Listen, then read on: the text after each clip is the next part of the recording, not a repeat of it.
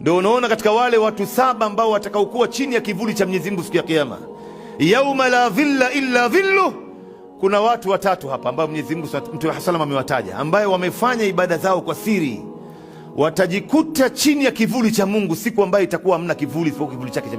kivuli chake Mwenyezi Mungu Subhanahu wa Ta'ala. Mtu wa kwanza ni mtu ambaye wa rajulun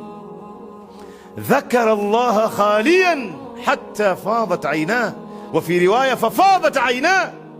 Ni mtu ambaye amemtaja Mwenyezi Mungu akiwa peke yake,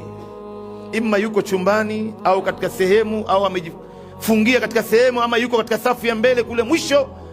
akawa yeye anamtaja Mungu, ima analeta dua, ama anasoma adhkar, ama anasoma Qur'an bila mtu kujua, paka macho yake katoa machozi, atakuwa chini ya kivuli cha Mwenyezi Mungu siku ya Kiyama.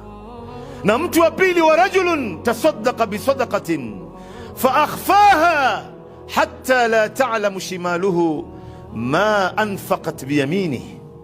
Mtu wa pili ni mtu ambaye anayetoa sadaqa kwa mkono wake wa kulia, akaificha kiasi ambacho mkono wa kushoto usijue mkono wa kulia umetoa nini.